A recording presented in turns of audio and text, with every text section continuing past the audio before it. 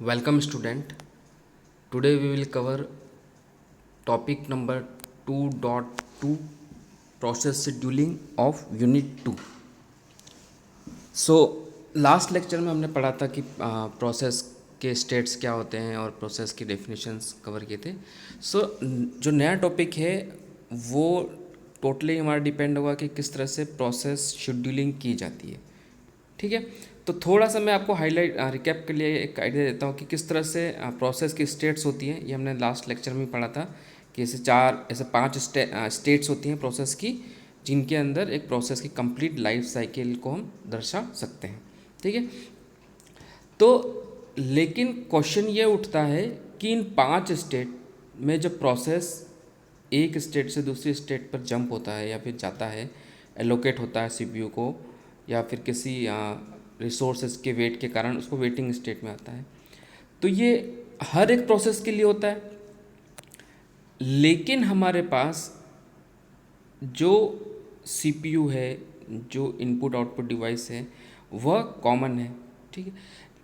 तो अगर हमारे पास एक से अधिक, या क्योंकि आजकल के सारे जो ऑपरेटिंग सिस्टम्स हैं, सारे जो सिस्टम्स आते हैं, दे आर मल्टीटास्किंग. ठीक है. यानी एक से अधिक प्रोसेस सिस्टम में ऑब्वियसली आएंगे. तो अब क्वेश्चन ये उठता है कि अगर एक से अधिक, चाहे वो 2 हो, चाहे 5 हो, चाहे 50 हो, 100 हो, 1000 प्रोसेस हो, जब ये सारे प्रोसेस सिस्टम में होंगे, हो सकता है कुछ नए बने, हो सकता है कुछ सिस्टम की वेटिंग स्टेट में हो, कुछ रेडी में हो, अलोकेट भी हो रखे हों. तो क्वेश्चन ये उठता है कि इन सब का मैनेजमेंट किस तरह से होता है. ऐसा नहीं कि सारे प्रोसेसेस को एक साथ सीपीयू को एलोकेट कर दिया, सारे प्रोसेस एक साथ जनरेट हो गए, रेडी में आ गए. तो ये जो स्टेट्स होती हैं ये ऐसे रैंडमली नहीं होती. ठीक है. इनका भी एक तरह से मैनेजमेंट किया जाता है, यानी इनको भी एक तरह से शेड्यूल किया जाता है एक स्टेट से दूसरी स्टेट में जाने के लिए. क्लियर. तो यही जो क्या कहलाती है, इसी प्रोसेस को, जो यही इसका जो क्राइटेरिया है, ये जो प्रोसेस है, इसी को कहते हैं शेड्यूलिंग. ठीक है. तो एज अ डेफिनेशन क्या कहता है, process scheduling is a operating system task that schedule processes of different state like ready, waiting and running. ठीक है. यानी इनको एक स्टेट से दूसरे स्टेट में जाने के लिए इनको शेड्यूलिंग की जाती है. यह रैंडमली भी ऐसे ही अपने मन मर्जी से नहीं जाते हैं. इनका एक वेल डिफाइंड प्रोसेस होता है, और इसी तरह के जो प्रोसेस को एलोकेशन करना कि कौन प्रोसेस इसके बाद जाएगा, या कौन सा प्रोसेस रेडी में आएगा, कौन सा रनिंग में जाएगा, यह सारा जो मैनेजमेंट होता है, इसी प्रोसेस की जो शेड्यूलिंग का जो कार्य होता है, उसे ही कहते हैं process scheduling. Okay. The process scheduling एक गतिविधि है जो प्रोसेस मैनेजर द्वारा की जाती है. ठीक है. इसमें सीपीयू में चल रहे प्रोसेस को हटाने और किसी एक पर्टिकुलर स्ट्रेटजी के द्वारा सीपीयू को एलोकेट भी किया जाता है. क्लियर. जैसा मैंने कि बताया कि शेड्यूलिंग होती है कि किसी प्रोसेस को एक सीपीयू को दिया जाता है, या कोई प्रोसेस वेटिंग स्टेट में आता है. ठीक है. तो यह कोई ऐसा रैंडमली नहीं आता. ठीक है. एक प्रोसेस अगर रेडी स्टेट में है, अगर वो रनिंग स्टेट में यानी सीपीयू को एलोकेट हो रहा है, तो उसके पीछे भी कोई एक शेड्यूलिंग काम होगी, और मोर स्पेसिफिकली कहा जाए कि उस पर इसके पीछे कोई स्ट्रेटजी काम करेगी. ठीक है. वो स्ट्रेटजी भी के बहुत सारे डिफरेंट पैरामीटर्स हैं जो हम फ्यूचर लेक्चर में पढ़ेंगे, लेकिन हम बहुत शॉर्ट टर्म में जैसे कह सकते हैं कोई ना कोई एक अल्गोरिथम या स्ट्रेटजी लगेगी जिसके कारण उस सीपीयू को प्रोसेस अलोकेट किया जाएगा. ठीक है. तो यह सारा जो एलोकेशन होता है अगेन किसके काम अंतर्गत आता है, प्रोसेस शेड्यूलिंग के लिए. तो ये नॉर्मली डेफिनेशन या 1 या 2 नंबर के मार्क्स में भी क्वेश्चन भी आ चुका है. ठीक है. अब द अदर नेक्स्ट थिंग ये है कि इसको हैंडल कौन करता है. ठीक है. तो इसको हैंडल कौन करता है, हमारा प्रोसेस मैनेजर. ठीक है. प्रोसेस का सारा जो मैनेजमेंट किसके द्वारा किया जाता है, प्रोसेस मैनेजर के द्वारा. तो जो हमने लास्ट लेक्चर में हमने जो पढ़ा था, ठीक है, कि इन 5 स्टेट थी, इन पांचों स्टेट को थोड़ा सा हम इसका डायग्राम का अगर थोड़ा सा इसका मॉडिफाइड रूप देखें तो यहाँ पर जो स्टेट है, ये स्टेट में कभी कोई जाएगा तो उससे पहले उसको उसकी एक क्यूज़ में आना पड़ेगा। ठीक है, तो थोड़ा सा मॉडिफाई मैं बस आपको दिखा रहा हूँ कि ये डायग्राम थोड़ा सा इस तरह से दिखेगा। ठीक है, सीपीयू के पास रेडी में जा रहा है, कोई रेडी से सीपीयू के पास जा रहा है, लेकिन जस्ट ऐसे ही नहीं चला जाएगा वो। ठीक है, उसको भी कोई इंतज़ार करना पड़ेगा। ठीक है, उसी तरह जॉब एक क्यू है, वो भी रेडी क्यू में जाएगी। ठीक है, सीपीयू से अगेन आप इसको इनपुट आउटपुट के लिए आएगा तो क्यू में जाएगा। तो क्यूज़ क्या होती है हम इसको थोड़ा सा लेटर फेज में लेंगे। ठीक है, so again so next question is कि सर कि why this process scheduling need to be done. Sir हमारा ऐसा क्यों होता है कि प्रोसेस शेड्यूलिंग करनी पड़े। Obviously there is a question कि वाई प्रोसेस शेड्यूलिंग की आवश्यकता क्यों है। अगर हम शेड्यूल नहीं करें तो क्या हमारा काम नहीं चल सकता है। ठीक है, हो सकता है काम चल जाए, लेकिन देर आर कुछ फंडामेंटल कुछ एस्पेक्ट्स हैं जिसके कारण सीपीयू या सॉरी प्रोसेस शेड्यूलिंग की जाती है।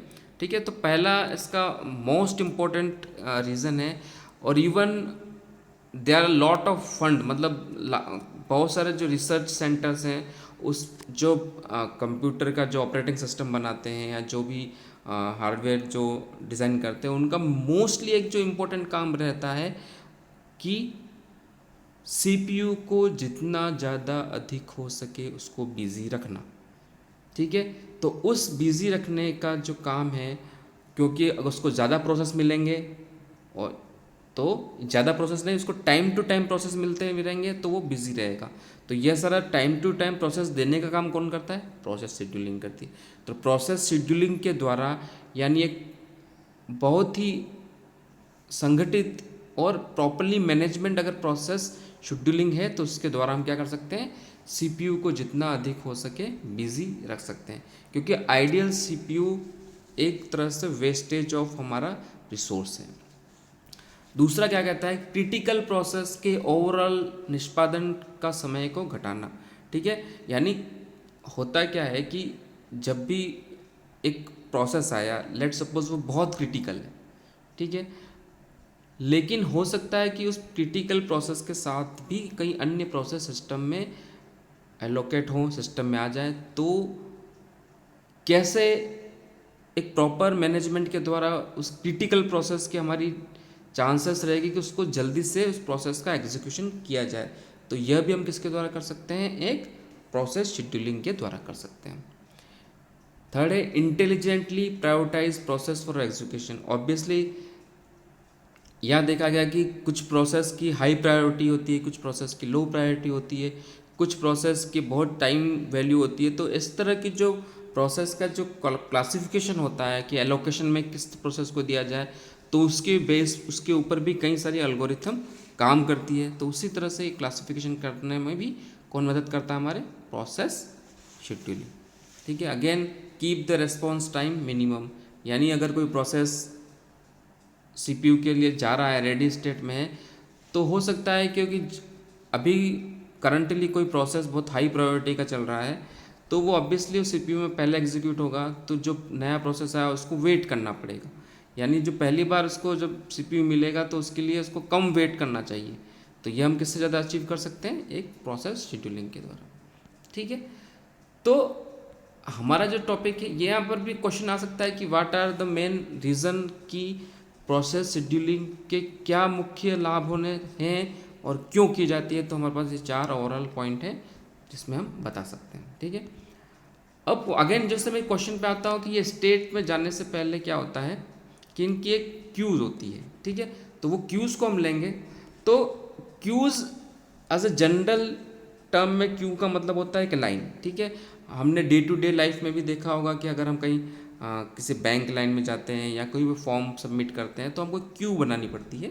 क्यू में सिंपली से क्या होता है, देयर इज एक तरफ से हम एंटर होते हैं और दूसरी तरफ से उस एग्जिट होते हैं। ठीक है, तो आप डायग्राम में देख सकते हैं कि सिंपल बहुत एक रियल लाइफ का मैंने एग्जांपल दिया है। ठीक है, कि क्यू क्या कहती है, सिंपल सा एक तरफ से इन होगा, एक तरफ से आउट होगा। तो इसी क्यू का फंडामेंटल लेके यह जो प्रोसेस की जो एक स्टेट है दूसरी स्टेट में जाने के लिए भी बहुत सारी क्यूज़ होती है, या इम्पोर्टेंटली यहाँ पर 3 तरह की क्यूज़ होती है। तो तो इन क्यू में ही प्रोसेस एंटर होगा। ठीक है, ऐसा नहीं कि रैंडमली कोई भी प्रोसेस आके नहीं पहले मैं चला जाऊंगा या फिर किसी को भी हटा दिया जाएगा, किसी को भी अपनी मनमर्जी चला जाएगा। ठीक है, तो इस कारण से यहाँ पर इस प्रोसेस स्टेट में के लिए भी कुछ क्यू मेंटेन की जाती है। ठीक है, तो यहाँ पर हम पढ़ेंगे 3 मुख्य तरह की क्यूज होती हैं जिन्हें कहते हैं प्रोसेस शेड्यूलिंग क्यूज।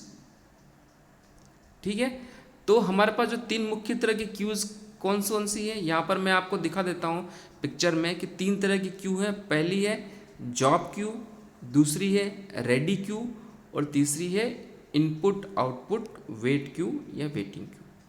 ठीक है, तो अगेन ये डायग्राम इसको रेफरेंस में लेते हुए हम समझेंगे। तो पहला क्यू तुम्हारा नाम था उसका जॉब क्यू। ठीक है, तो आप यहाँ पर देख रहे हैं जॉब क्यू बिल्कुल लेफ्ट साइड कॉर्नर में है। तो जॉब क्यू का काम क्या होता है, जब भी कोई एक नया सिस्टम में कोई नया प्रोसेस आता है तो वो डायरेक्ट कहाँ एंटर होता है, जॉब क्यू में। यानी जैसे ही हमने कोई प्रोसेस चालू किया, जैसे ही हमने कोई एग्जीक्यूशन का कोई एप्लीकेशन स्टार्ट किया या कोई EXE रन करी, जो भी हमने कोई टास्क किया तो वो बेसिकली पहले कहाँ एंटर होता है, जॉब क्यू में एंटर होता है। ठीक है, यानी अगर इसको सिस्टम में जाना है या आना है तो सबसे पहले उसको कहाँ आना पड़ेगा, जॉब क्यू के अंदर आना पड़ेगा। ठीक है, नया कोई प्रोसेस आएगा तो उसके पीछे वो लग जाएगा। ठीक है, दूसरी हमारी इंपॉर्टेंट क्यू कौन सी है, रेडी क्यू। रेडी क्यू जैसे हमने स्टेट में भी पढ़ा था, प्रोसेस स्टेट्स में भी हमने पढ़ा था कि रेडी वह स्टेट होती है जहाँ पर एक प्रोसेस को सारे रिसोर्सेस अलोकेट हो गए हैं। ठीक है, और वह CPU के टाइम के लिए बिल्कुल रेडी है। तो क्या होता है, जब प्रोसेस जॉब क्यू में होता है तो सिस्टम में तो आ गया है लेकिन ज़रूरी नहीं उसको सारे रिसोर्सेस अवेलेबल हों। ठीक है, तो जैसे ही उसको सारे रिसोर्सेस अवेलेबल होंगे, भले वो कोई भी एल्गोरिथम अप्लाई हो, तो उसको रिसोर्सेस अवेलेबल हो गए और वो बिल्कुल एग्जीक्यूशन के लिए रेडी है, लेकिन वो अब वेट किसका कर रहा है, CPU के टाइम का वेट कर रहा है। तो इस स्थिति में जो प्रोसेस होता है वो कौन सी क्यू में आ जाता है, यानी कौन सी लाइन में आ जाता है, रेडी क्यू में आ जाता है। यानी जब एक प्रोसेस को रिसोर्सेस अवेलेबल हो जाते हैं और CPU के टाइम के लिए वो रेडी होता है तो वह जॉब क्यू, सॉरी यहाँ पर सेकंड पॉइंट में जॉब क्यू की जगह क्या पर है, इसको मैं थोड़ा सा हाईलाइट कर देता हूँ। यहाँ पर ये जॉब क्यू की जगह यहाँ पर है रेडी क्यू। क्लियर, तो आप इसको अपने उसको मॉडिफाई कर लेना। थर्ड जो हमारा क्यू है वो है डिवाइस क्यू। ऑब्वियसली जैसे प्रोसेस सिस्टम में रन कर रहा है तो हो सकता है कि उस प्रोसेस को एग्जीक्यूशन के लिए किसी इनपुट आउटपुट की डिवाइस की आवश्यकता पड़ गई हो। लेट सपोज कि हमारे पास कुछ 5 प्रोसेस आ गए। ठीक है, और 5 प्रोसेस ऐसे प्रोसेस है जिसको प्रिंट देने की आवश्यकता है। यानी पांचों प्रोसेस में क्या होगा, वो कोई ना कोई डॉक्यूमेंट प्रिंट करेगा। तो हो सकता है वो 5 अलग डॉक्यूमेंट हो और अलग अलग टाइप के डॉक्यूमेंट हो और 4-5 अलग प्रोसेस के द्वारा मेंटेन किए जाते हैं। तो वो CPU से हट के कहाँ चले जाएंगे, इनपुट आउटपुट डिवाइस क्यू में चले जाएंगे। ठीक है, तो प्रिंटर भी ऐसा नहीं है कि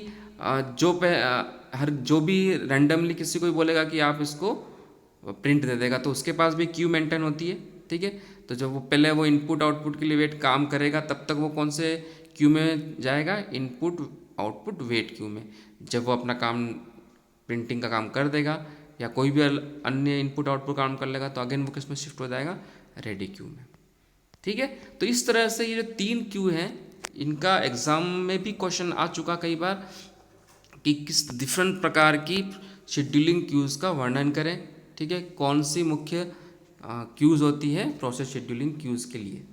ठीक है, तो ये भी एक डिस्क्रिप्टिव क्वेश्चन आ सकता है और ये डायग्राम के अकॉर्डिंग हम इसको समझ सकते हैं।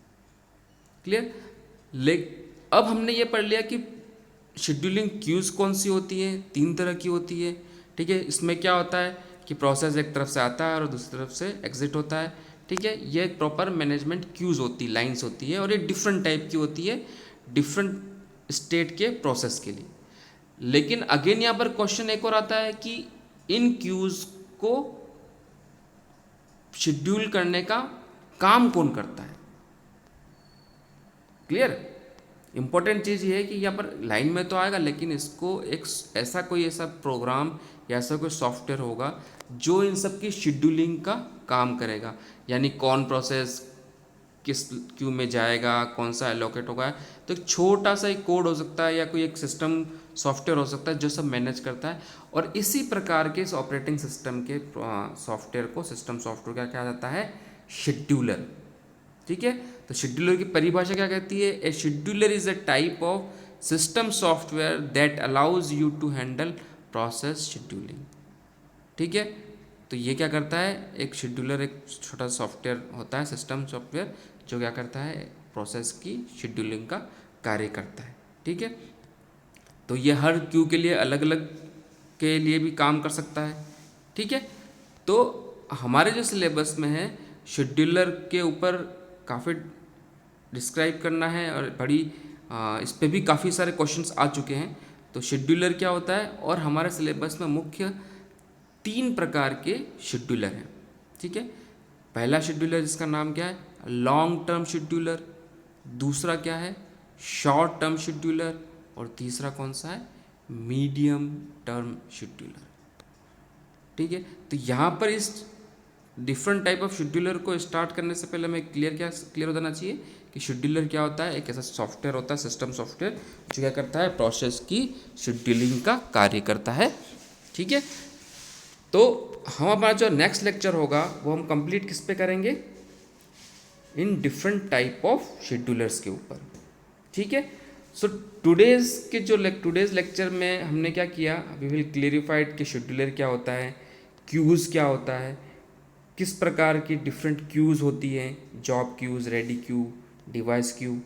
ठीक है। हमें प्रोसेस शेड्यूलिंग की आवश्यकता क्यों होती है, किन फंडामेंटल रीजन से प्रोसेस शेड्यूलिंग का कार्य किया जाता है। तो हमने 4 रीज़न भी पढ़े थे। ठीक है। देन अगेन हमारे पास क्या पढ़ा था कि शेड्यूलिंग क्या होती है, प्रोसेस शेड्यूलिंग क्या होती है, उसकी डेफिनेशन और उसका इंट्रोडक्शन भी पढ़ा। ठीक है। तो यह आज के लेक्चर में इतना ही। हमारे नेक्स्ट लेक्चर में हम पढ़ेंगे scheduler and different type of scheduler. Thank you.